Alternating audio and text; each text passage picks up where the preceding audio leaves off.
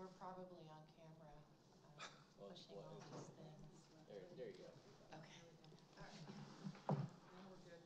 All right, we're good. Sorry about that. All right, I'd like to get the Bethel Landfill Committee meeting started. I'll turn it over to Astor to start up the Bethel Landfill activities. Thanks, Scott. Again, I'm Astor Lawson, District Manager for Bethel Landfill.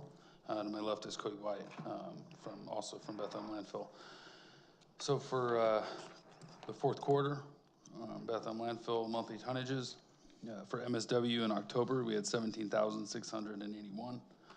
In November, we had 13,705 tons, and in December, we had 10,227 tons. For C&D in October, we had 7,988. In November, we had 6,819, and in December, we had 4,651. For residual waste, in October, we had 834 tons. In November, we had 1,205, and in December, we had 786.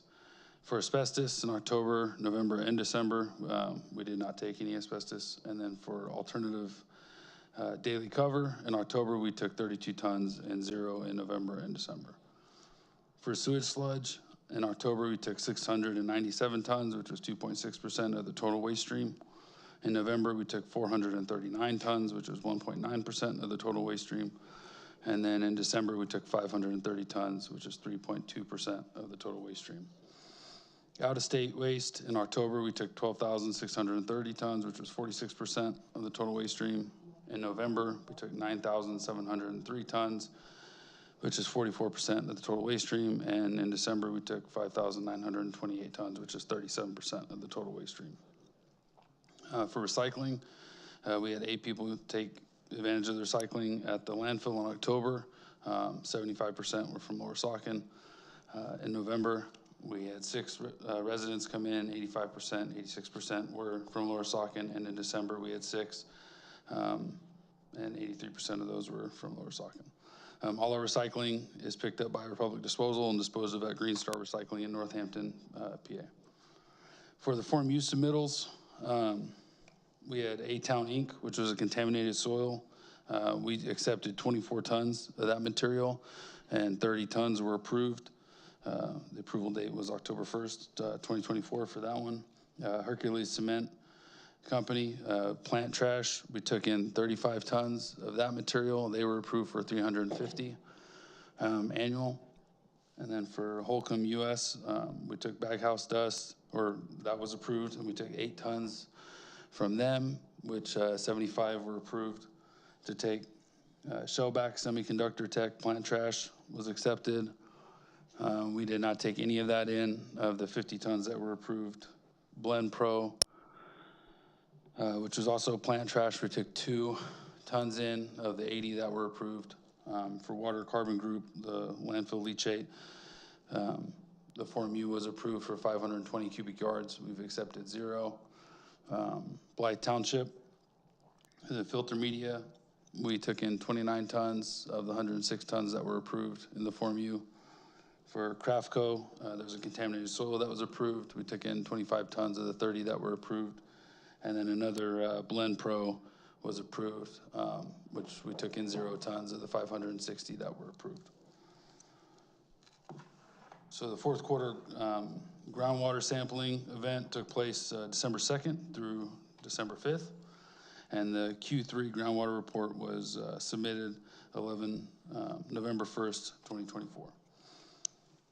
For the site inspections, the DP was on site. Matt Gagowski, the engineering inspector, was on site October 16th, 2024, November 26th, 2024, and 12/18/2024. And Matt Vipon, the solid waste inspector, was on site October 24th, November 26th, and December 18th of 2024. The host municipal inspections, Scott was on site October 3rd, October 17th, November 7th, November 21st, December 5th, and December 19th. Can I interrupt for 1 second, please? Any thoughts on increasing our recycling You said like 8 persons were there in October, 6 in November, 6 in December. Is there maybe a little more of an advertisement, like making people aware that the center is there? Because I'm sure most people in the township have no idea. Yeah, we have it on, pretty know sure we you have it have on the it. website, and then I'm not sure with the mailer if we had it, but we can try to do something to advertise that more. Think about that. Okay, thank you. Not everybody gets, is on the internet, nobody, you know what I'm saying? Not Right, everybody yeah. has email, they get the mail though, some of them. Right, because you guys have it on the township webpage Yes, also, we right? do. There was just, like a newsletter that came out from the landfill, and I can't remember, I didn't bring it with me. But it was sent out to all residents. Do you have a section in your newsletter that talks about the recycling program I feel like we've had it in there before, but I don't remember specifically off the top of my head. with the one? Yeah. Do you have that one, Kathy? The most recent newsletter from? Oh, there it is. There it is. Yeah, and then. Gave it to me, yeah. sorry. And then we also, it goes, you know, I don't know how many people look at it, but it is put in the morning call, you know, was it twice a year, Right, quarterly? so I know, but that's advertised. If residents do come, is there signage for them to find a way to drop off their recycling? The blue bin's right there, but when they come across the scale, they get directed over there. Okay. Yeah. It's been a while since I've done it, and it's kind of intimidating driving in going, whoa. Yeah, that there's a one lot of new. big trucks and me in a Right, little right, car. in your little car. And the way it's set up now, like you don't even go up the road, it's right there by the scale. Yeah, I'm just looking at the, most recent, newsletter that I got, and somebody else has it here. And it mostly covers the PFAS treatment plant. Yeah, each one's different. Yeah. Like, is there a way that you guys can, like, just have continuous reminders about that? Is that something agreeable? Yeah, I mean, we can add it to them. Okay, so is that like you will add to it, or you're thinking about it? Yeah, we can add to it. Okay, I thank think you. it's an excellent question for Ask Astor. Yeah, there you go. Where do Yeah, I I can, drop off my recycling? yeah, I can bring that up. Okay, really appreciate it, thank you. Yeah, no problem. For the commercial waste vehicles in October, we took 2,706 trucks. November was 2,170, and December was 1,838. Of those trucks in October, we had 34 that were overweight, issued 28 warnings with 6 suspensions. In November, we had 31 overweights with 22 warnings and 9 suspensions. And in December, we had 15 overweights with 13 warnings and 2 suspensions. For the flare operations and gas collection, the landfill gas flare is the main gas collection system. Bethlehem Landfill continues to communicate with the SES field services with any routine, non-routine maintenance, as well as, you know, utilizing the staff from Archaea. October average Archaea flow was 2,630 SCFM, and October average flare flow was 1,621 SCFM. All shutdowns related to the manual shutdowns by the RNG plant for startup or for RNG plant for maintenance. The times for flare shutdowns and SF forms, all in military. Total downtime for the flare in October was 336.6 hours out of a total of 744 runtime hours. And total downtime for the GCCS for October was 2.6 hours out of the total of 744 runtime hours. That's for October. November average Archaea flow was 2,202 SCFM. November average flare flow was 1,727 SCFM. The total downtime of the flare for November was 12.9 hours out of 720 total hours runtime. And the total downtime for the gas collection system in November was 0.4 hours out of the total of 720 runtime hours. For December, the average Archaea flow, we didn't get those numbers from Archaea before the meeting, but the flare average flow was 1,838 SCFM. Total downtime for the flare for December was, I assume that's a 0, out of 720 total runtime hours. And then again, we didn't get the information from Archaea, what their plant did. During Q4, the North Slope Road has not needed repairs, and the swell has not needed repairs. The abatement system continues to operate and discharge to the City of Bethlehem wastewater treatment plant. Leachate collection, water carbon continues to discharge pre-treated leachate to the wastewater treatment plant. And then the radiation monitoring, there was one radioactive load in October 8th. The truck was scanned on that day and determined to have technetium 99. What's that? No, there should be 4. Load meets permit limits and was disposed of on site. November 6th, 2024, radiation alarm detected. Truck was scanned, determined to be iodine 131. It met the local permit limits and was disposed of on site. November 18th, we detected a load. It was scanned, determined to be iodine 131. It met the local permit limits and was disposed of on site. And December 19th, 2024, radiation alarm detected, and the truck was scanned, determined to be iodine 131. The load met the local permit limits and was disposed of on site. All waste operations are happening in the Northern Realignment 1, and the complaints are attached, which again is just what we received from the DEP. You had the numbers, what did we have for that last quarter? 47. 47 total complaints for the fourth quarter.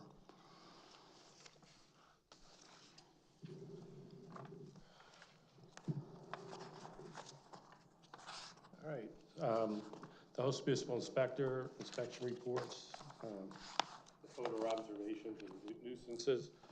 October 3rd inspection, there was a slight wastewater treatment plant odor detected along Apple Butter Road, right in the area of the wastewater plant. No landfill gas odors were detected along Apple Butter Road, throughout Steel City, or along Riverside Drive. And nuisances, there were three vultures observed flying over the active working phase.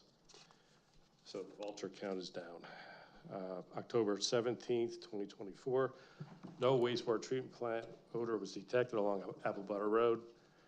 Prior to the inspection, a slight landfill gas odor was detected along Apple Butter Road in the area of the self-storage facility.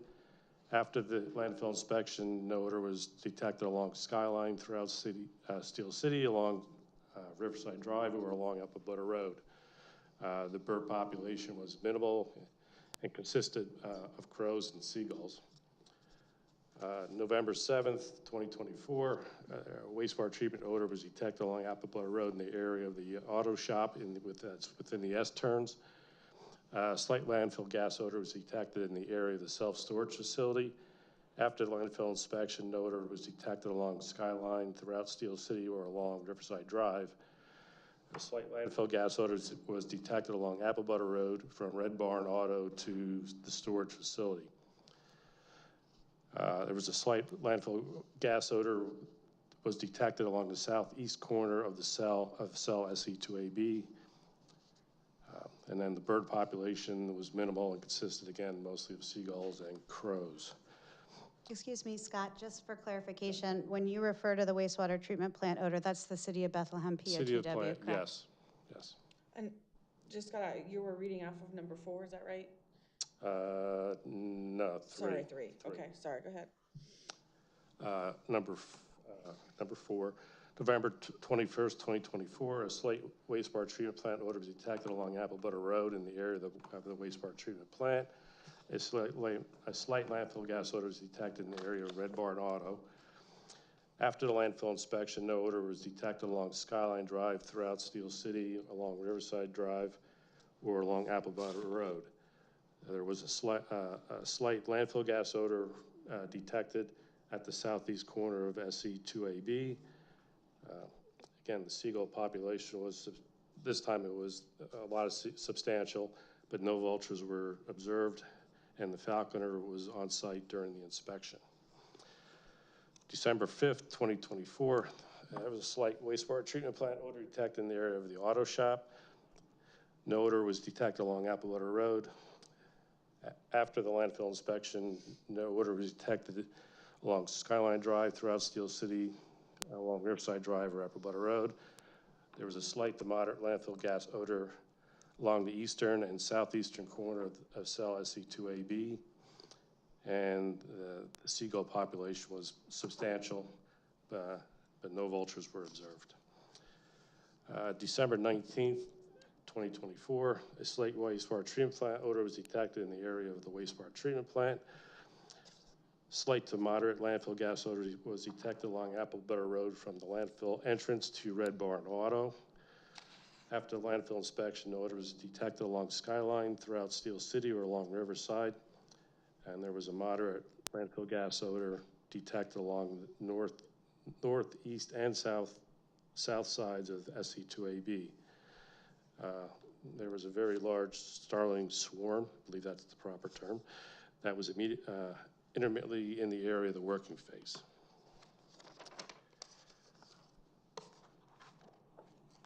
Status of the action items, October 3rd, 2024. Placement of the 12 new gas wells was completed. The gas well collection system final connections were to be completed that day of the inspection, and balancing was going to start that day. So that's to be completed yet. It's completed as of right now, but at the time it was to be completed item.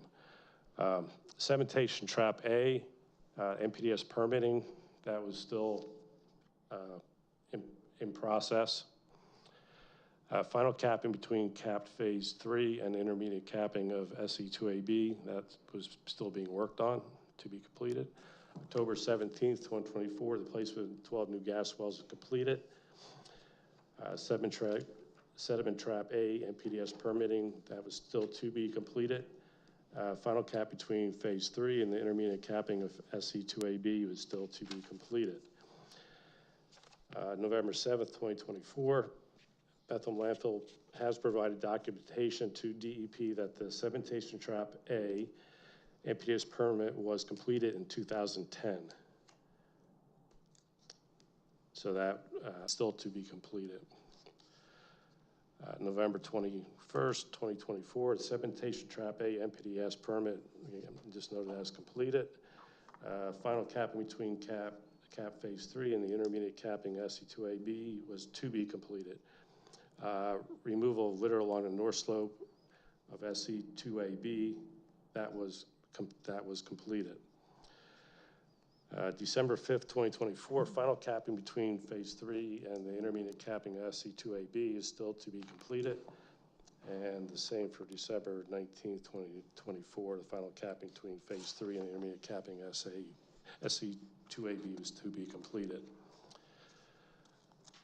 The DEP inspection reports, September 30th, 2024, violations. No violations were noted during the inspection.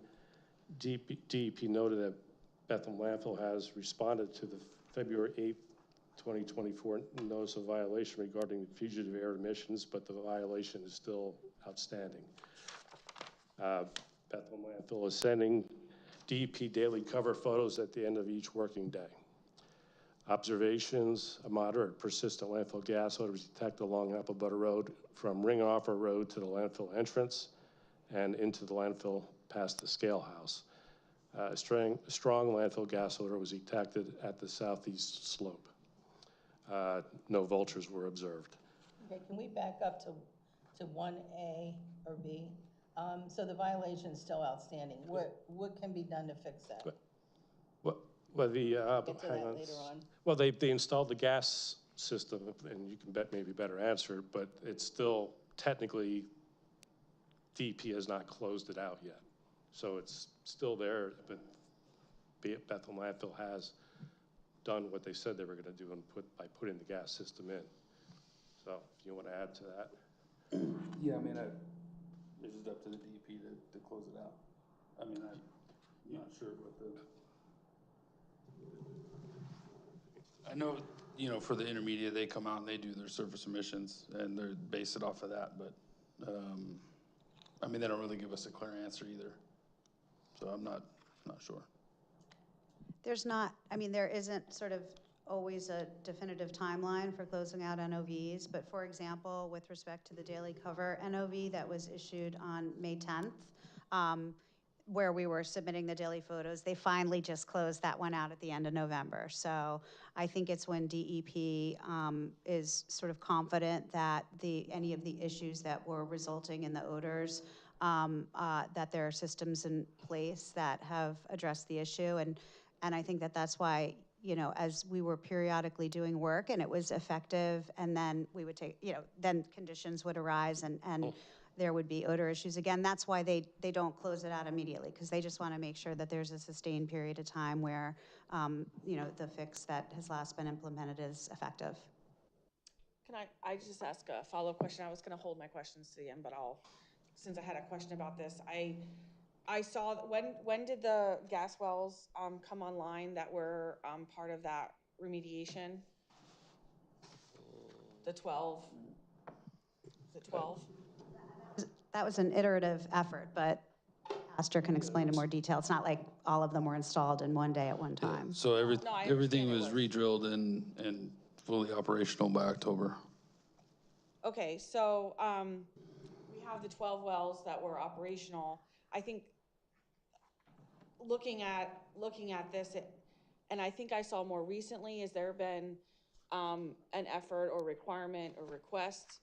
Let me just say it one at a time. Has there been a request that you add additional abatement wells, given that the odor has been persisting after all 12 ones that you had installed over the summer and fall came online? Wait, Astor, before you answer, I just want to clarify, when you say abatement wells, I just want to make Sorry, sure we're I'm using the thinking right terminology here. The Oh. gas wells. Yeah, no, there hasn't been any requests from the DP to install more, but we have plans to install more. So we put wells in every year. I understand that. I guess my question is. That was your question you asked. In light of the fact that you've installed the 12, they're online, but we still have persistent, moderate to severe landfill odor gas coming from that same area. What is the plan to remediate it? Well, Continue to ask more gas wells. So that goes back to my other. Yeah, but it wasn't requested. It's something that we do every year, and as we do these things, we're always striving to improve, but it wasn't requested by anybody. It's just something that we're doing. And I think also, just because, again, I just want to make sure that we're careful about how we characterize things here, that if you look at the odor complaints in the DEP log, you'll see that there's been a drastic decline in those. And there are 47 odor complaints in Q4 since the last, I think that number's even lower than since the last landfill committee meeting. I think it's maybe 37 or something like that. Since the October 26th committee meeting. In any event, demonstrating that the work is effective. So, these fixes are not done overnight. Conditions are always changing, and so I think that the pattern is consistent improvement over time, and we're working very closely with DEP on that. Okay, so I'm just gonna reiterate the concern that I have, that after those wells went online, we continue to have some significant landfill gas odors being detected. I understand we have lower reports from the public, which is positive. However, as we all know, the DEP's nose is the one that counts. And when they come out and they smell it, it's a problem. And I know that our residents are suffering from that. So while I also understand that you have a schedule and you have additional wells that you're adding on a regular basis, it would make sense to me if you continue to have DEP reports that highlight a higher level of odor, that you would expedite your procedures or modify them to address what's been here. And that's something that I think I would like to see on behalf of the township, is that we don't just say, well, it's business as usual, it's expected, we're doing what we need to address it. But I think the expediency of how quickly it is being addressed is, maybe we don't see eye to eye on that. Okay. I would like to see that addressed quicker. And I think that's something I'm hopeful that you can look into. And I think, if we have another meeting about that, that would be beneficial. I got a follow-up on that. You pointed out that the 12 wells were added and the decrease in the number of complaints. Were there any other conditions that might have impacted that? I see you had less tonnage going month to month, being dropped off in the last quarter, but we're also under drought conditions. And from personal experience, I know when it rains a lot, I smell it. Right. So. Yeah, I mean, think weather we have to say plays a the large role decrease in it. was not Right. only because of the 12, but because of less tonnage potentially and the weather conditions. being Yeah, under for drought. the gas, the less tonnage doesn't really play into it because the gas is being generated from trash that's been in place for a while. Okay. So it's kind of like it's just already happening. But this time of year, actually, the odors generally tend to be worse because it is wetter, or you have higher pressure, like when it gets cold. I know, we went a couple weeks without a complaint, and then we hit freezing temperatures. We were down in the 20s, and then I started catching odors in places I haven't caught them in a while. And it's just because parts of the gas line, the gas is warm, and there's condensate inside the pipes, and that freezes, and sometimes that can block out vacuum from some wells. So you'll see it to where, like, when we have 50-degree days, it's a lot better than when it's 20-degree days. So weather does make a difference on the conditions. So, I mean, the wells have the work that we've done with the capping and the wells has made a tremendous difference, and we'll continue to push to improve that. So. Okay. What about the drought conditions? I mean, generally that would be helpful because, again, the moisture is what, expedites the gas generation because it's a biological breakdown. So having the dry weather actually helps. So. Okay, thank you. Yeah.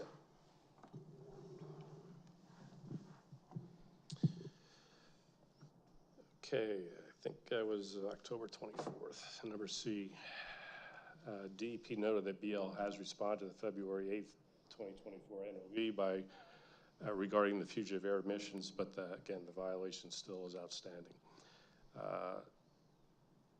Number 2, observations. Daily inspection records were reviewed by DEP and Bethlehem Landfill appears to be implementing their nuisance minimization and control plan. B, a moderate intermittent landfill gas odors detected along Apple Butter Road from approximately 200 feet east of the self-storage building to the landfill entrance. C, Apple Butter Road was litter and dust free. D, landfill flagging was observed along the upper deck. E, strong landfill gas odor detected on the southeast slope. And F, eight locations in the eastern side of the landfill had gas level readings above 500 parts per million. BL followed up with an email stating that Archaea's plant and flare and BL's flare were not operating at the time of the gas monitoring due to ongoing gas header pipe work and maintenance. Just a question, when you have like ongoing, if there's maintenance and the flares are down, do you notify the DEP ahead of time or like when it happens? Yeah, if I know about it, sometimes I'll let them know just so if they get complaints, they kind of know what's happening on site. But, Okay. if it's just a short downtime, there's no requirement to. When you say a short downtime Yeah. in November, did you notify them? No. Why? Because the response to the DEP NOV is that you had the wells down, or you had the flare down, apologize. Yeah, well, I mean, yeah, we let them Yeah. know. I mean, we do communicate with the DEP. Right, my question was, at the time that the flares are down, do you notify them? Because it strikes me that if they were notified that the flares were down at the time that they did the inspection, Yeah, we then didn't they know. wouldn't have noted the problem like that. Well, Or not at least they would have necessarily, yeah. commented about it when they noted it to say, we noted this, we spoke with Cody or you the day of the inspection, and it's reported that the flares are not in operation. Like, to me, it's just a little odd that that flare operation component wasn't part of the DEP's report when they identified the emissions. So I guess I'm trying to understand whether or not you notified them the day that they came out and did those readings, or? Yeah, no, so when they came out, they did the surface emission. We didn't know the gas plant was down. We found out right after they left that it was down, which made sense for the readings. Are you on site when they come out to do their readings? Yeah, we were with them, but we didn't realize, because we don't operate the gas plant. Archaea operates the gas plant, so we weren't notified that the gas plant was down. I follow, but as far as I understand, the gas plant has a flare, and the flare emits a big flame. So Well, did you it- notice that the flame wasn't going off? So the flare that they use is when the plant, so I mean, at that particular time when the plant was down, all the gas was going to our flare, which is enclosed, but we also split the time. So like, for a while, we were doing like half the gas to the plant, half the gas to the flare. And if the plant, just because the gas is going to the plant doesn't mean their flare is operating. The big flare that people see is when everything is down, then they'll go to that flare if it's not going to ours yet. But just, if they're running, if everything's going well, the big flare is not going. So unless they tell us that they're down, we don't know. Can you say when they notified you that their operations weren't working? I guess for me, it would make sense if they needed an adjustment on the rate of gas that was going to them versus your flare, and they had a problem with sending their gas to the pipeline, and their flare wasn't on, somebody from Archaea would have notified you, hey, we're having an issue here. We can't take this gas. We need to change the flow. Can you divert more to your flare? It seems like a problem solving type thing, and I would expect that you have some checks and balances so that when that happens, you don't have to wait for the DEP to come out and do a monitor. No, we didn't wait for it. It was a surprise inspection.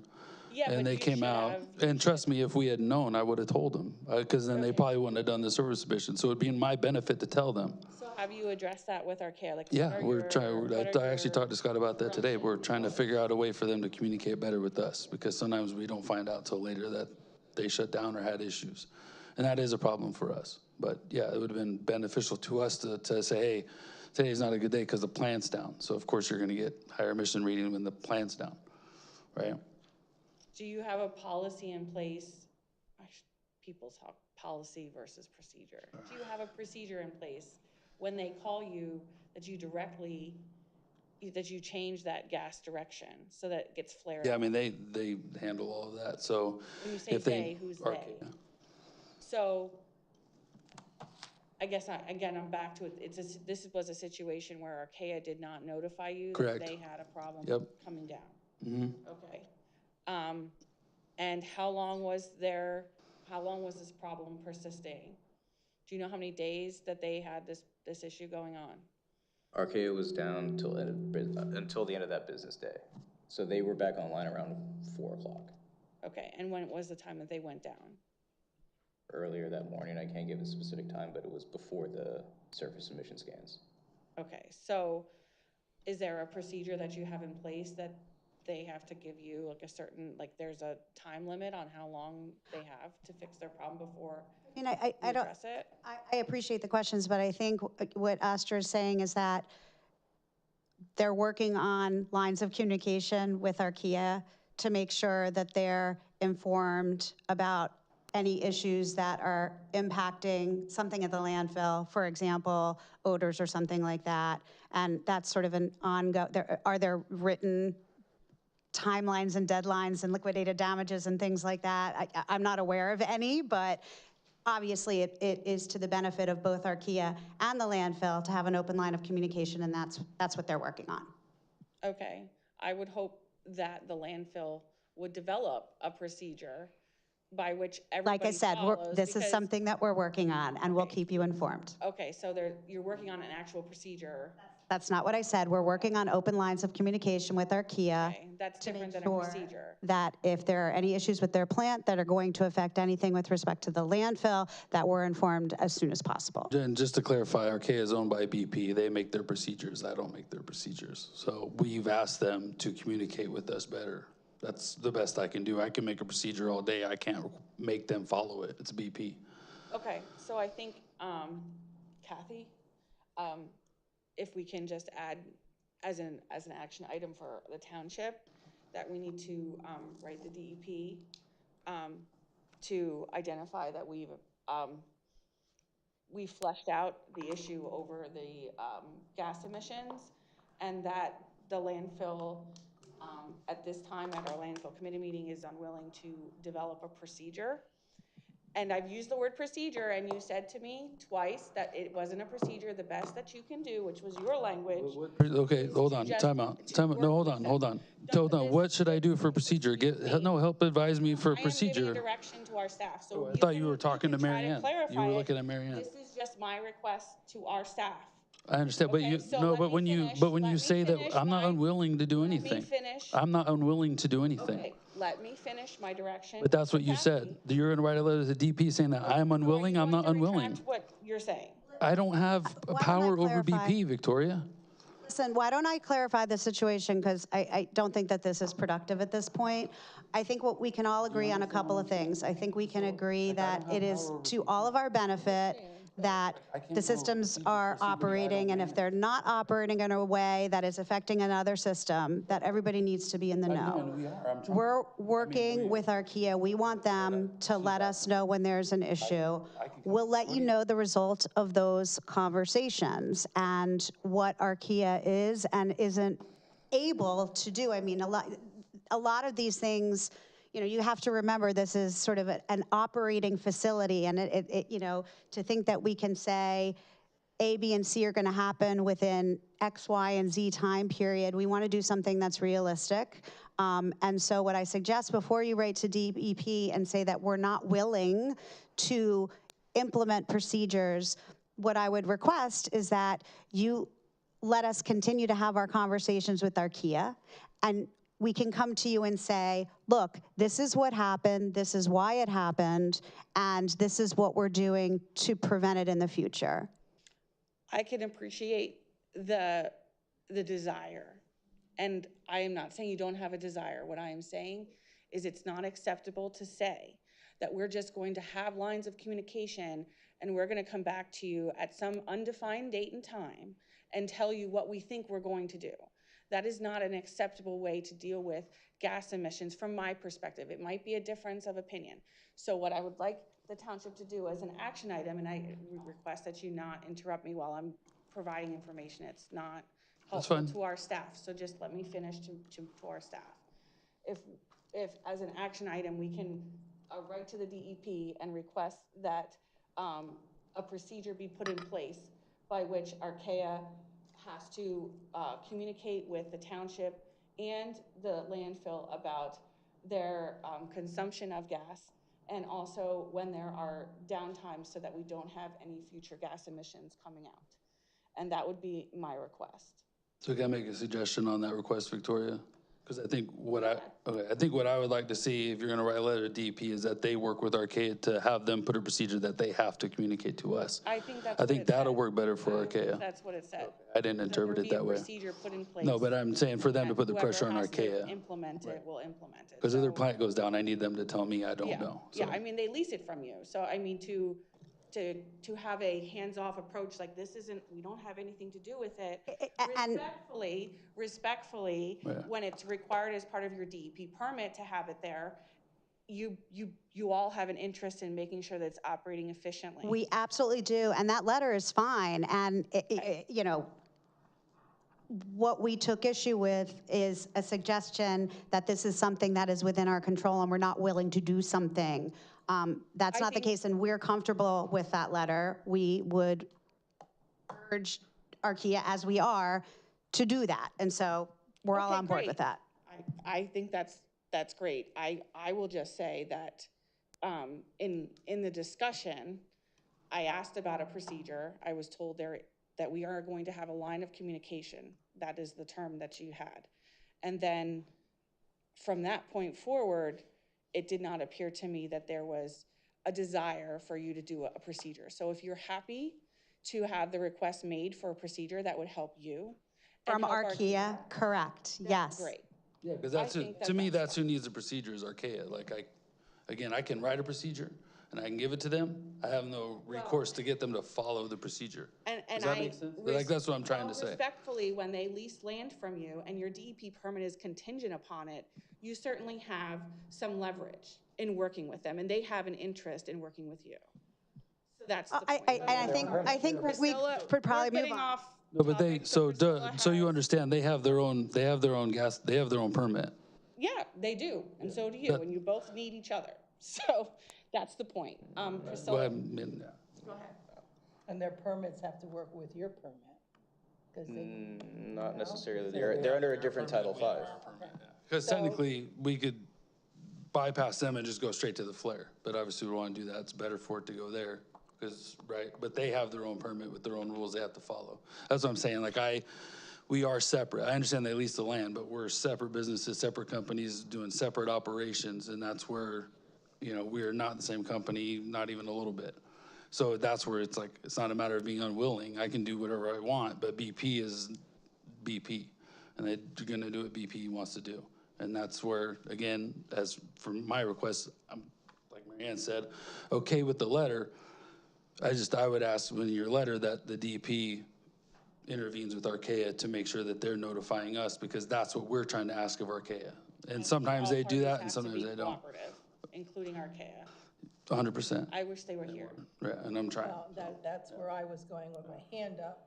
And if Kathy's writing little memos over there, I'd like to, if it's okay with Victoria, to direct the staff to write to Archaea and tell them, well, I'm just very disappointed that they're not here today. I think some of this discussion could have been talked about and solved, and that's the purpose of this 4 times a year meeting. And in that letter, tell them when the next 3 meetings are this year. And that we expect, at least I do, I can't speak for anybody else, but I expect them to be here to discuss these important issues, if that's okay. I think that's, just so I know, do we know when we invited Archaea? Oh, What the dates of communication were? summer? They were.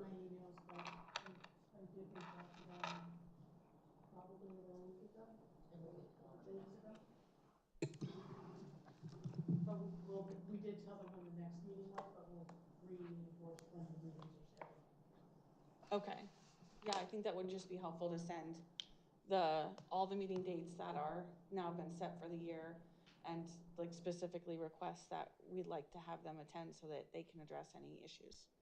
And make sure that when the email goes out notifying the public and the staff and the principals here, that their email addresses are included. So everybody knows, right?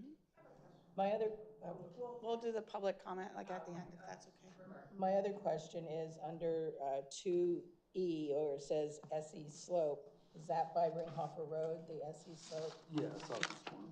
Okay, so we're still getting strong odors in January, and after you put in the gas wells? That's supposed to put in, online in October. So you'd see that Right, reflected. right. past that. So no additional ones have been requested by anybody? Yeah, we actually are working with Archaea, they're helping design a plan, because we have an idea where we want to put them. Some of the problematic areas, so we're looking to do that as soon as we can. In addition to the 12? Correct. That were already, and this has to do with the strong landfill gas odor? Okay, Yeah. thank you. Just to clarify for people who don't know, that's on site. Those are the odors that were detected in that area of the landfill on site. I know it's on site. Just clarifying for people who didn't realize that. Okay, just to wrap that one up, it was, Astrid and I did Sidetrack. discuss, it was probably the last thing we talked about at the inspection this morning, was the notification process for Archaea to get to these guys. So I know they have been, not formal policy, but there has been, they know it's an issue, and they've been trying to resolve that. November 26, 2024. I think that's from that. I think so. The violations, there were no violations noted during the inspection. Based on a daily review of cover photos and an improvement over the last several months, the violation has been closed. So that goes to kind of answer the question on how DEP goes about saying an issue, NOV's been resolved. Like this one they have. And they put it in their inspection report as that they did it. But I don't know of any time frame, like how many months or whatever you need to do. DEP noted that Bethel Landfill has responded to the February 8, 2024 notice of violation regarding fugitive air emissions, but the violation is still outstanding.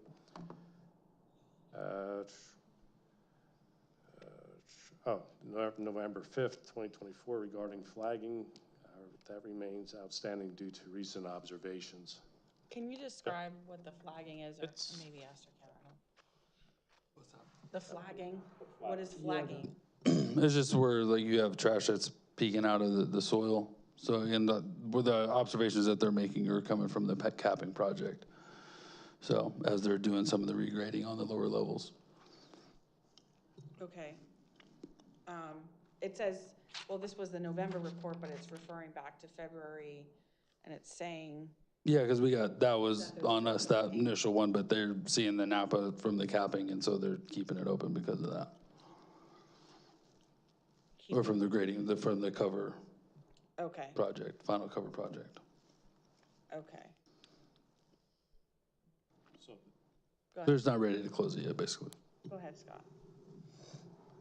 just right now, Bethel Landfill is excavating some of the waste off the top, and that waste is going to fill low spots on the slope to get the grades correct. So obviously when they're digging that up, there's trash mixed in with dirt and stuff. That's what That's they're flagging, saying, okay. yes. It's plastic bags that stick out, or in the ground that stick out, that's flagging.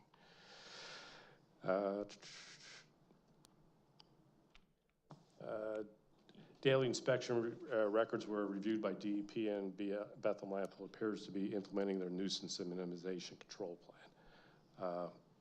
Based on the elevated gas monitoring readings and the pervasive flagging issues over the past several months, the intermediate cover violation noted in May 10th, 2024 still remains outstanding. Observations, there's a slight intermittent landfill gas odor was detected along Lower Saucon Road. A moderate to strong intermittent landfill gas odor was detected on Apple Butter Road between Sherry Hill and Ringhofer. Slight intermediate landfill gas odor detected along Sherry Hill Road near Apple Butter Road. Apple Butter Road was free of litter and excessive dirt and dust. And there was a strong landfill gas odor detected at the southeast area of the landfill.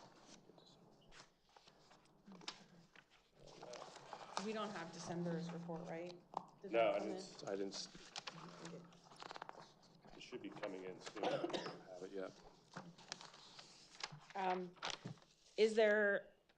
Are there any other mitigation tactics that can be employed to deal with the flagging?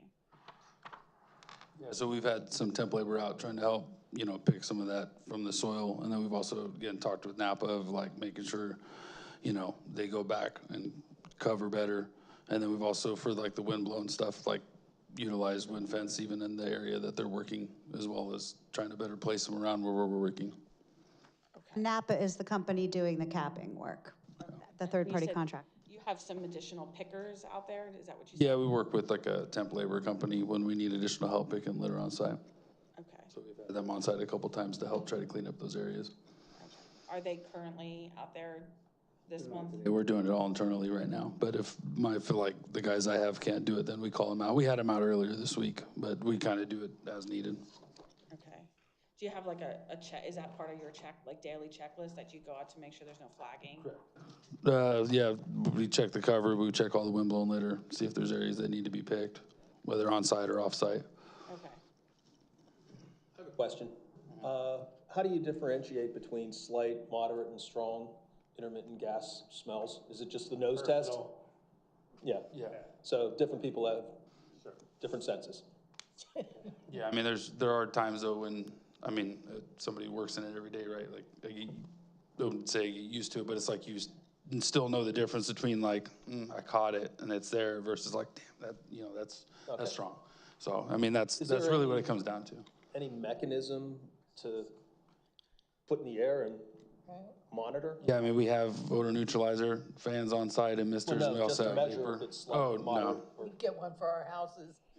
yeah, there's no, there's a tool that's out there, but it's still, was it subjective, right? It's still down to the person who's using and smelling, because you're still smelling through it, and you gotta turn I didn't knobs know and if there was dials. something we No. put out there and it gives a number. Right, yeah, that would be nice.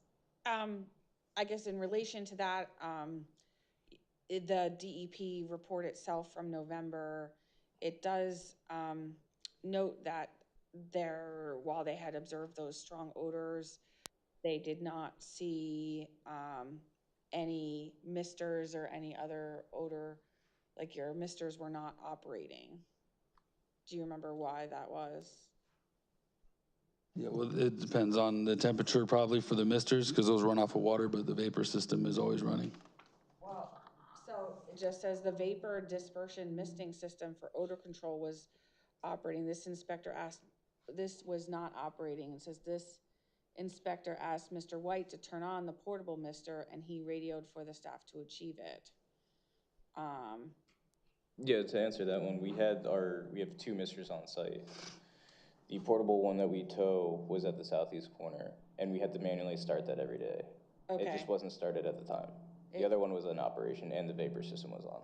Okay, so it was just the portable one that hadn't been started yet? Correct. Okay. All right. Does that only run during operations or is Yeah, that because it's just on like 24/7? the new one we have can run 3 days straight. The portable one only has about an 8-hour lifespan, so we have to manually turn And the it on. vapor system's on all the time. Okay.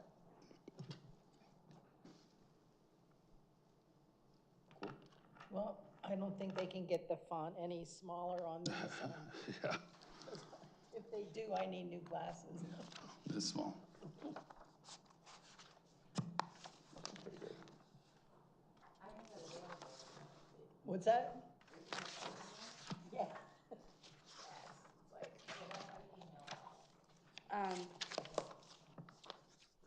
So do you want me to? Don't worry about it, because then it would just be more pages. It would be just, I don't want more pages. You ready for questions from the public, Victoria? Or? Hang on a second, sorry. You're hogging the mic. Since RK is not here, I know that the DEP PAG 03 was a question. That's the stormwater. And basically what Brian explained, it's basically simply the fact that it's Archaea on site. They are now required to have apply for the permit because they're an industrial user. There's really, a lot of it's pretty much boilerplate. Permit requirements, information forms. The only thing, they do have some tests from the stormwater that they did test, and the stormwater outfall is in compliance with what the permit requirements would be. And so it's just more of a clerical getting RK on record as them being a permit holder. They're not doing anything different than was approved by the township as part of the development. There's a lot of paperwork here, but it's not anything to get excited about. Everything is in compliance. And you said they did test the Yeah, stormwater and it there's- came back as within limits or within? Yeah, right.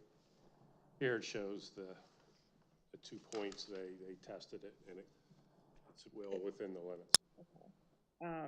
Will there be another stormwater permit requested for the PFAS plant? I'm just thinking, because that just went online. Well, that's, Yeah, but, we already have one. pardon me? Oh, we already have a stormwater. Because that one is under ours. That's under theirs. yours. Yeah. Okay. Okay. Kathy, did we ask, the PFAS company to come today? No, did you want me to? Yeah.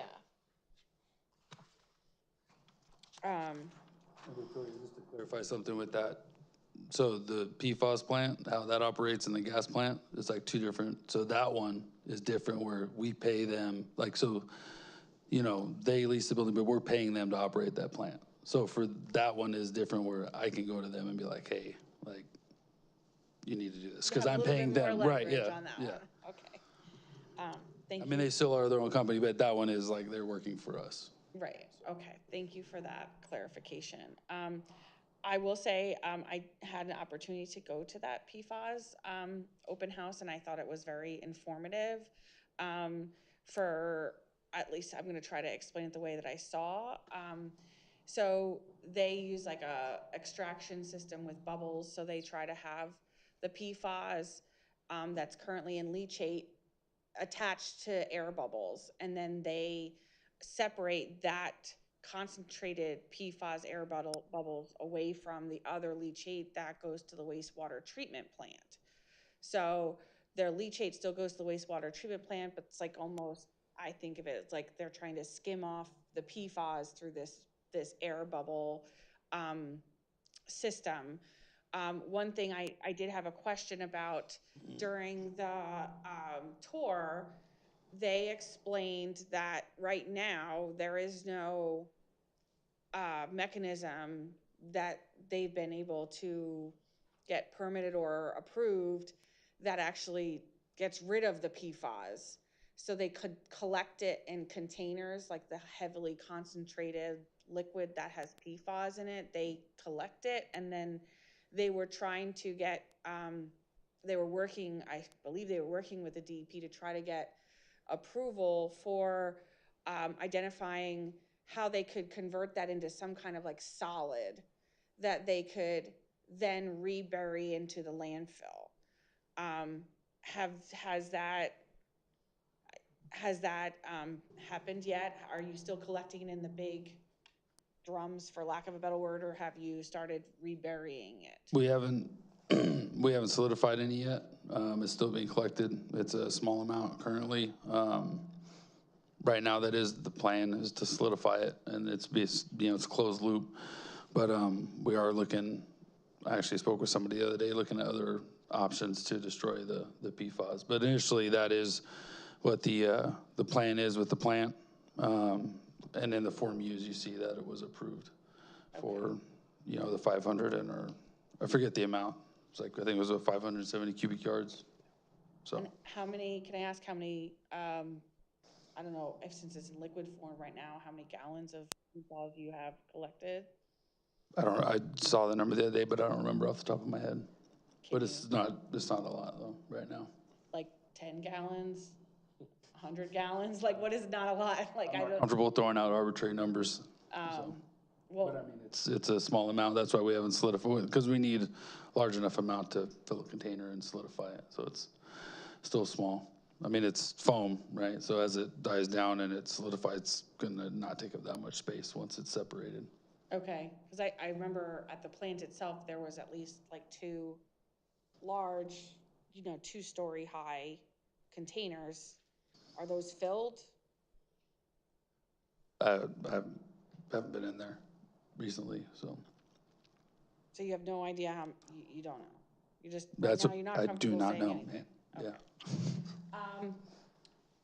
I will say while I was there, I was very happy to see, so thank you, Bethlehem Landfill, for putting in additional like speed bumps and humps at your entrance, and other signs, because, I'm hopeful that that will, deter from, you know, some of the complaints we've heard over time about speeding and trucks on Apple Butter Road and then turning the wrong way. I think that there has been an improvement in that condition, so I just wanted to say I appreciate the effort on that. I did have additional questions. I remember last meeting I had asked about the groundwater Have you guys been able to look into any of those questions? I have, well, I think we had said, you were asking us about well locations, and so I have a map for you that shows all the locations, and that'll correspond with whatever quarterly reports that you're getting, so you can see what wells are where. So I'll hand that up to you if that's okay. Okay. Do you have any, does the landfill, or do you guys have any comment about the groundwater monitoring? I don't remember the questions you asked specifically. I know, looking at Q3, some of the wells that I remember you asking me about, you know, they're listed in the Q3 report is like the stuff, like all the levels are, I guess, not in a, what's the word I'm looking for? There's not like a regulatory issue with the levels, but a lot of them associate with the old unlined landfill and also associated with abatement wells to lower, which is why we have the abatement system. Thank you. So you don't have an extra copy then? Two copies. Oh, okay, thank you. Pass mine down. Yeah, so I think, and maybe for the future, if we can add, I know we put it in, we have access to it with the Nextcloud, the township council people do, but I'm not sure, like as part of the landfill committee report, the packet that's put together, it would be helpful if the reports, like the groundwater monitoring report, that it's usually quarterly, is attached. It's not that long. At least the narrative part of it is. There's like other testing parts. Yeah, it's like 570 pages with all that. Like, but there's a narrative part, like. Yeah, that's short. Include the narrative It's like 20 part. pages, I think, with that. Well, that's something that the township already has copies of, right? So maybe as you're pulling together Right, the packet. this is a direction about the packet specifically. But I would encourage the public to take a look at that, because it does reference wells that are monitoring areas that detect some unlined areas. The historic old landfill from the 1930s. Well, we keep on going back. I guess it's gonna go to 1850 pretty soon, but Well, that was I when think it's the- like 1940 19, so I'm sorry. But we don't know like when that waste was deposited specifically that still contaminates. But if it is from the 1930s and it's now 2025, I mean, that tells you something that you still Pre-regulation, I guess is what we should say, Yeah. before liners and all of the solid waste regulations and municipal waste landfill regulations were in place. It's in the report, all that is noted. Yeah, it's just, I think it's informative for people to see.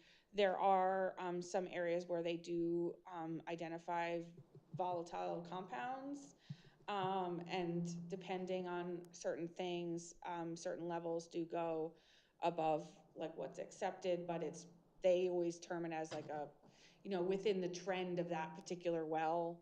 So it's, when you see it's within the trend of the well, it means that for all of that time, the well has had readings that were of that level, but it doesn't necessarily mean. Let's be careful about characterizing that, as none of us are, I think, qualified to do that. But I would urge everybody to actually read the report.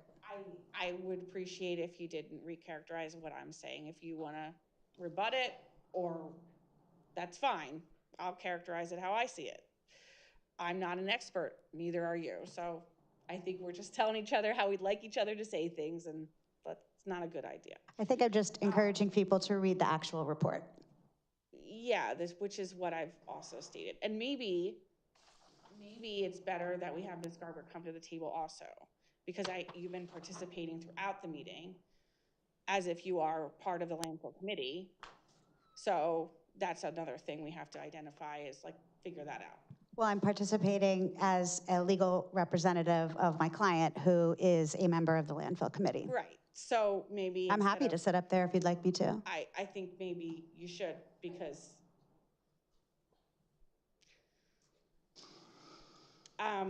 so back to what I was saying before, if you look at the Q3 report, it says VOCs, which is volatile compounds, were detected at LMC-7DZ and a few others.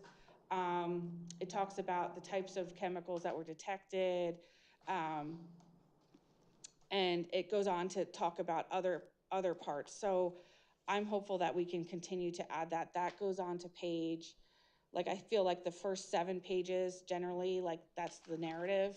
So like for the staff, You know, you see what I'm talking about? So if those narratives can be included as part of our quarterly reports, that would be appropriate, I think. Who puts that up there, Stacy? Is that, because I can always just do a print to PDF of the narrative and just send it to you to make it easier for you. Either way, it doesn't, I have it noted, we'll just have to add it, it's gonna be part of the agenda, just Okay. add it as part of the agenda to review. And then I can just include the narrative. You could probably fund a bookbinder too if you want one. Nah, it's just. The last question I have, because I want to let the public ask, is I know we had an ongoing discussion last time about the industrial waste permit for the wastewater treatment plant and some of the reporting that is required under the new or the renewed permit that the city of Bethlehem offered. Is there any updated position of the landfill on whether or not they will share that with us pursuant to the city of Bethlehem's indication that they needed your permission? I mean, if, to the extent that it's subject to a right to know request, then they'll release it, and if it's not, then they won't. So I just want to clarify, you're not agreeing to release that information if they're citing a confidentiality agreement with you? We are submitting the information pursuant to our permit requirement, and how they treat that information under the right to know law is their decision. All right, so I'm just going to take that as a no, unless you can say yes. I don't have anything else to add. Okay, so that's a no. All right, that's it. I'm happy to go to public unless, Priscilla, do you have anything? Good. Thank you. If you No just- mic up there, I guess.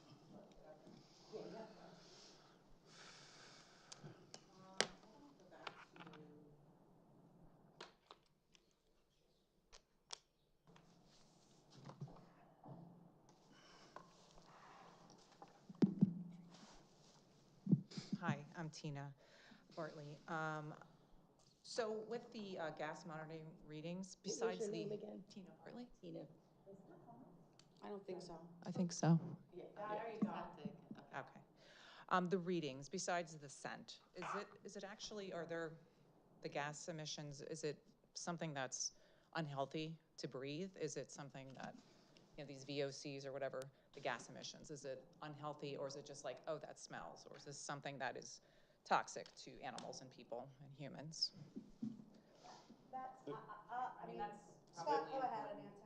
Well, just they don't get the VOCs, Victoria was just talking about, that's actually in the groundwater, so that's not, you're not smelling those. Okay. That's not part of the odors. So it's gas? The gas, yeah. Well, I mean, the one's emissions. in the, one's in the gas, you're Air, I it's guess, gas, you're smelling, VOCs are in the water under the landfill. Okay, so the it's like smells then. They don't have, Okay, you so, don't, nothing to do with each other. I think just, it sounded like she wanted to know if the gas, the odors, Yes. the Well, she gas just that mentioned creates the VOC. odors, like what is that comprised I mean, of? it's gas, Right. right? I mean, if you're trapped in a room with gas, it's generally not good, but if you're out in an open environment, okay, so it's not healthy for us to breathe. I mean, we talk about smells, but I'm just worried about the actual, like what it's doing to you guys. I mean, you're right there next to it every single day. yeah, 16 years, I feel fine. So far, so good.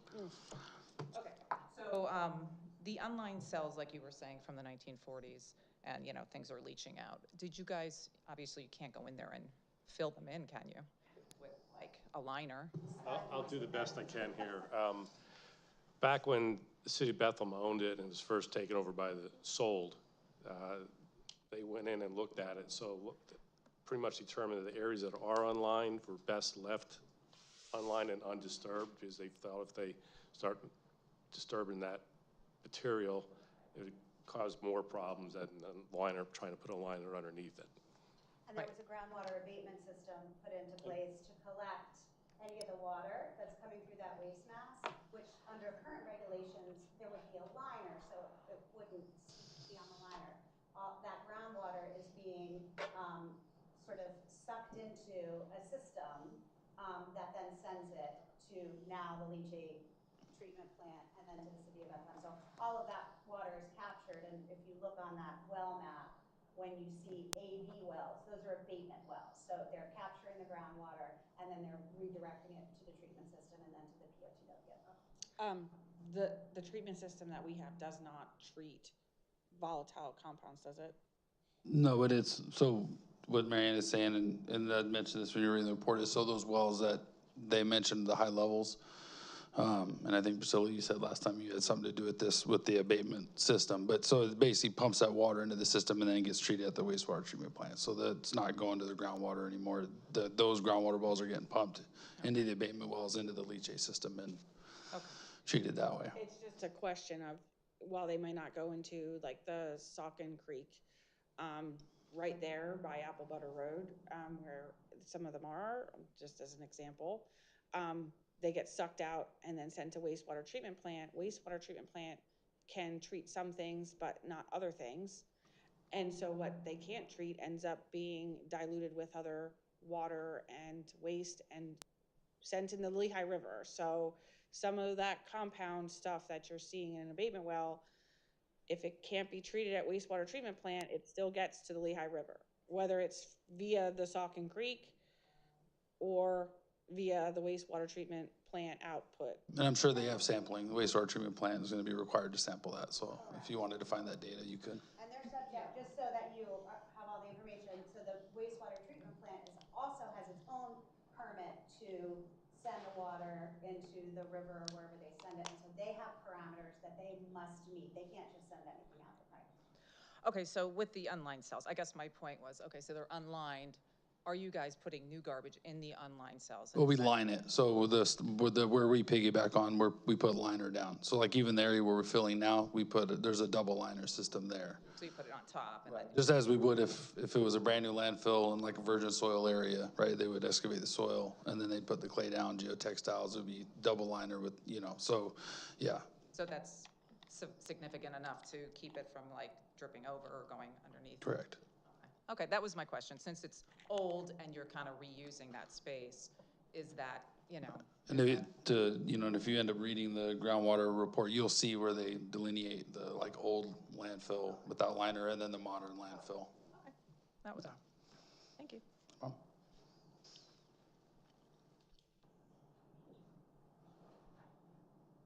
Lynn Hill. I have a question regarding the leachate demand report. And I think this is the 5th page in our packet here.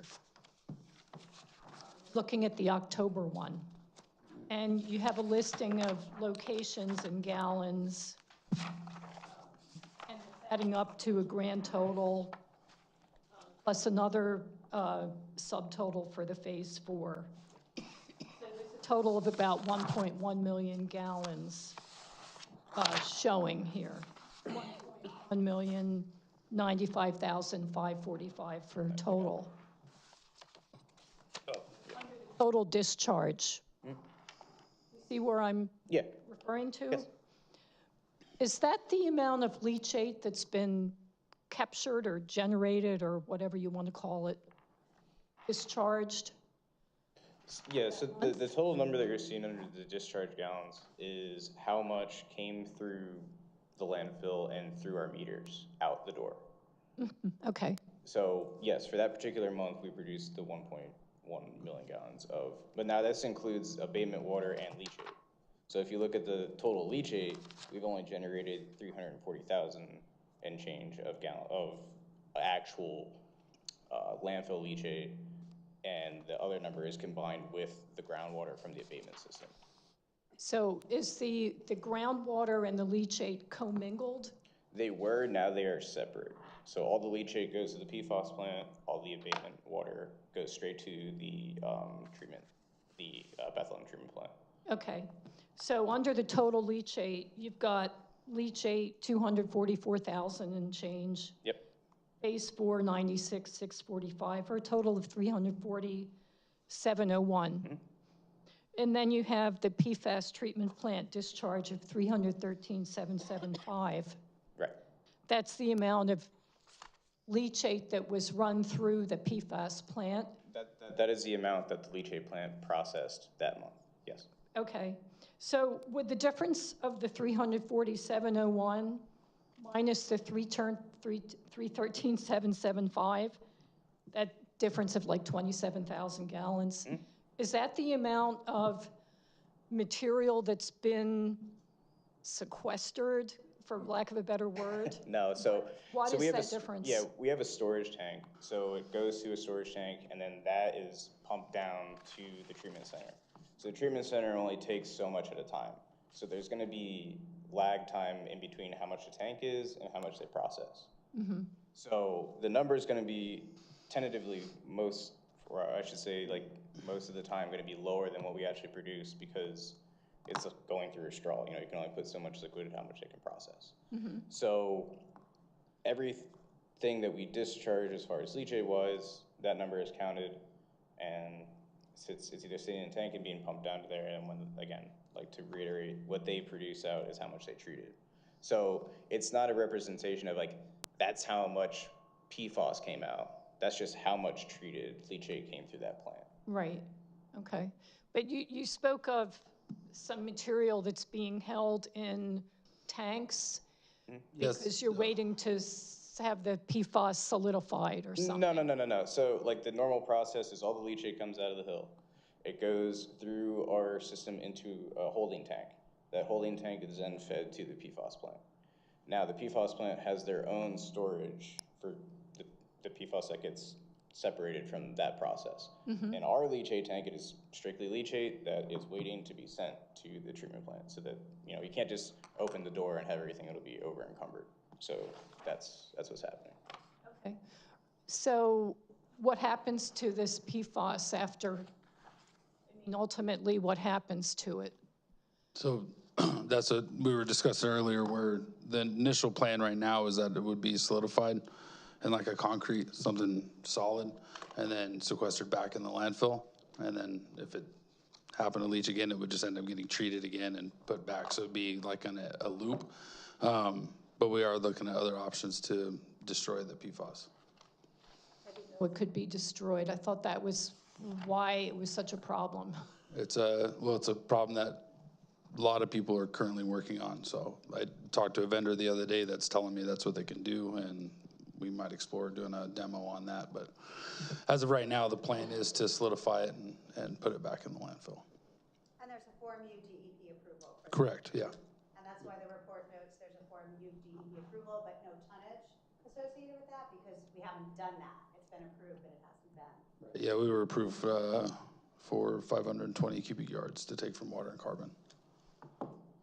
Okay, and I guess this is still like really early days for this technology. They're still trying to really perfect the process and make it. Water and carbon, my understanding historically is it started in Australia and they've perfected it there and they're just now bringing it to the US. Okay. And as far as the recurring issues with the fugitive emissions of landfill gas, this is coming from the southeastern, from the unlined area? No, it's lined. It's coming from a lined area? Correct. Yeah, this is the gas. Yeah, so the gas it finds the easiest way out. And, you know, we're working on the capping project. We have some other areas that are online that we're trying, or not, like, as far as, shouldn't say lined or unlined, but the capping on top of the landfill, not the bottom, but the top. And then we want to put some more gas wells near there, like mostly up the road going up, because we'd put that road in before we put the capping in.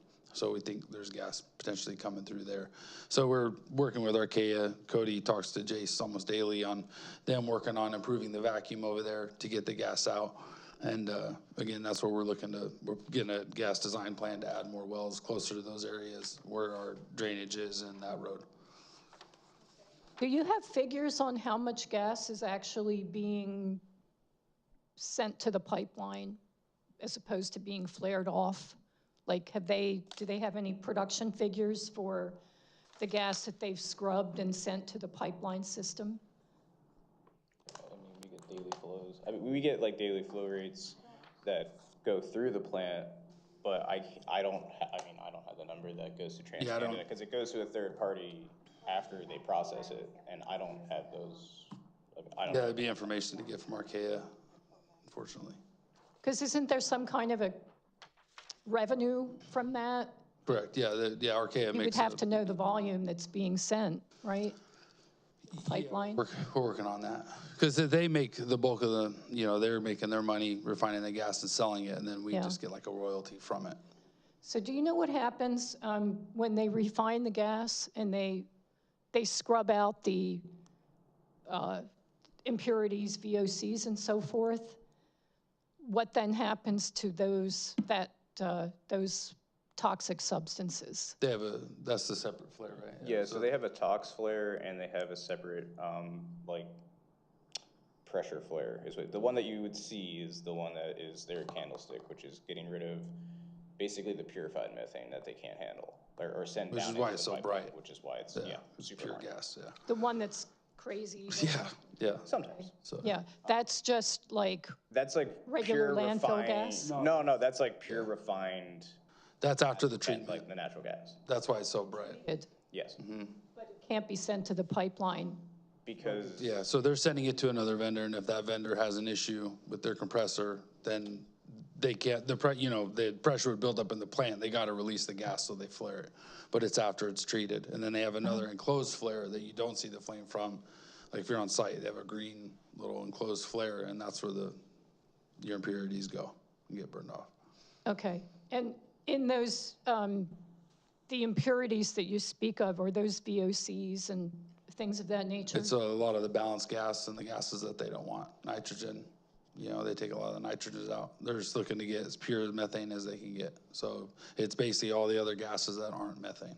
Okay, thank you. Yeah. Oh, I just want to apologize. I have to go to get my children off the bus. So I have to leave, but I thank you all for coming.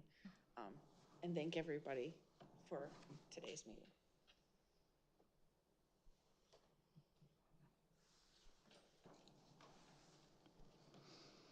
Claudia Markellos. This is my first time to one of these meetings, so I probably have some questions that everybody else already knows. Who are you? Master Lawson, I'm the district manager for Bethlehem Landfill. District manager? Correct. Okay. How long have you been working for them? I've been with Waste Connections, April will be 17 years. And you're employed by Connections. Bethlehem Landfill, not by Waste Connections? No, I am employed by Waste Connections. Are you a local fella? Yeah, I am now, yeah. Yeah. Yeah, I've been here about 6 years. 6 years? Okay. And you are, sir? I'm Scott Brown. I work for Hanover Engineering, and we're the host municipal. I'm the host municipal inspector. So I'm certified by DEP to go out and conduct inspections on the landfill. Are you like representing the DEP? Does the DEP come out and do inspections, on-site inspections? DEP comes out. We typically don't coordinate inspections. They will come out and do theirs, and I will go out and do mine and report back to the township. Okay.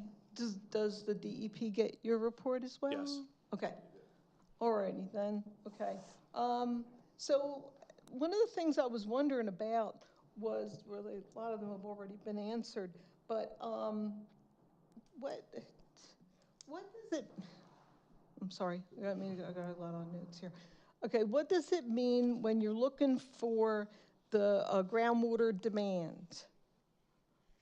I got that. Groundwater demand report. The groundwater demand reports are just how much groundwater we're pulling out of the ground for a given month. It's just a total of how much water we pulled out of the ground.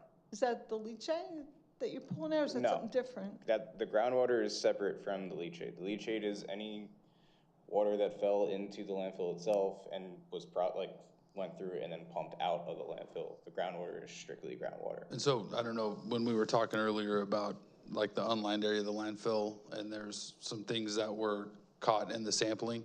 So there's an abatement system that was put in place in the 90s? Yeah. Abatement wells? Yeah. Mid-90s. Yeah, in the mid-90s. And so with that water is being pulled from the groundwater to keep the leachate from the unlined area from going into the ground and then goes to the wastewater treatment plant. So we're basically pumping water from the ground, we're pumping groundwater from the ground to go to the wastewater treatment plant to help mitigate the issues from the unlined older landfill. I think I got that one. Okay. How does that affect like the local wells? Do you monitor that? Yeah, they monitor the elevation of all the wells to make sure that, you know, the levels don't drop. Who does? You said they? There's, Company, oh, yeah, sorry, third-party consultant. Yeah, Miser and all. Okay.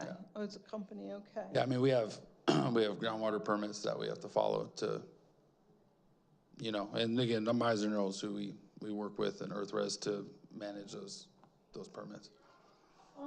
What does capping mean? Capping, so when, once we reach a final grade, so we build to a certain level, I mean, basically when you're building the landfill, you're building a mountain basically out of trash, but we have a permitted height, so when you reach that level, after a full year, you have to cap it. So what you do is sorry, I kind of bounce all over, but you have 3 different levels of cover. You have daily, right, which is from the day you put the trash in the hole to 6 months, and then you have intermediate, which is, you know, what goes on after the daily. So daily is supposed to be 6 inches or whatever you need, and then intermediate's 12, and then final cover is 18. And so final cover, when you do the capping, what we call capping is generally related to final cover. So you have 18 inches of soil plus a cap over it, and then topsoil, and then we hydroseed for vegetation. Oh, okay. All right, good. Thanks. Okay. And there was a tour did the council go on a tour of the facility? They have. Victoria's been out. We had a ribbon cutting for the PFAS. Are you talking about the landfill in general? Or? Yeah. Yeah, we've had people out for tours. If you'd like to come visit the site, That's you're more than exactly, welcome. that was going to be my next question. Can residents come and see what you're doing so we have like a visual when you're telling us? Okay, all right, we contact you? Yeah, you can reach out to me. Okay. Fortunately, I'm a card, but afterwards I can give you my number. I'll get the information. Or Yeah. you can call the landfill and they'll, you know, give me your information and I'll give you a call. Okay. I believe, Lynn, you took a tour before, right? Yeah. Oh, okay, all right, that should put you in. This radiation, okay, it says that it's treated, like what happens there? Radiation sounds too scary. Yeah, so a lot of times what happens is you get, I mean, a lot of MSW is municipal solid waste, right? So a lot of what we take is gonna come from people's houses. So like, for example, at one point my mom had breast cancer, right? So she goes through chemo and the radiation. So sometimes that waste, when they get, you know, she throws something away, when it goes to the landfill, sometimes it can set off the radiation detectors. And that's what a lot of that iodine 131 is, or the technetium 99. It's medical waste from, you know, procedures or radiation treatment, stuff like that.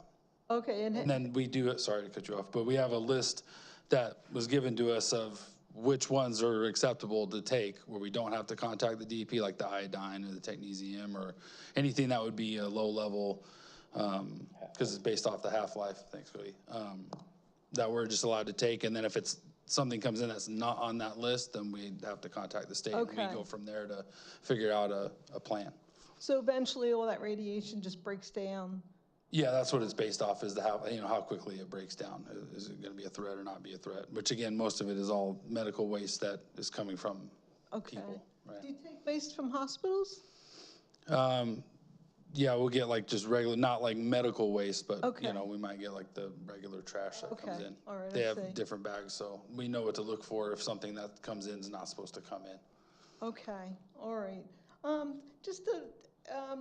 Just in my travels, because I go, you know, I kind of go through the Narrows, if you know that word, and just kind of looking up above Steel City, it looks to me like the trees at the top of the mountain there kind of thinning. Have you guys been cutting down some trees on that side? No, we have not cut any trees down. DP's familiar with this, he's seen it, but a couple years ago, we had a big storm, and we're thinking it was a tornado or something, but if you drive the back road of the landfill, there's trees that are just mangled and tangled and were ripped out of the ground. There's like a straight line section so it might look thinner, but we have not removed any trees. Other than for doing well sampling, but even that's farther down, not in the area that you're seeing. Oh, okay. Claudia, if you're talking about the trees behind the water tank in Steel City. There's I don't know if you know where the water tank is on Saucon Avenue. In the back there, there was a bunch of acres timbered. Oh, okay. Used the word timbering. I called it slaughter. That was From us, so that wasn't I us. didn't say it No, was. I understand, I just want to clarify, we Oh, have yeah, done any I timbering. figured that, I yeah. don't own that property. Yeah. Other people do. So they did that all the way down to Riverside Drive. Okay, all right, yeah, all right, then that's what I've been noticing. Acres. Okay, so I made lots of notes, but these are the ones that still look coherent. So I'll end now, and then I'll hope to see you guys at the next meeting. Yeah. Thanks a lot. No problem.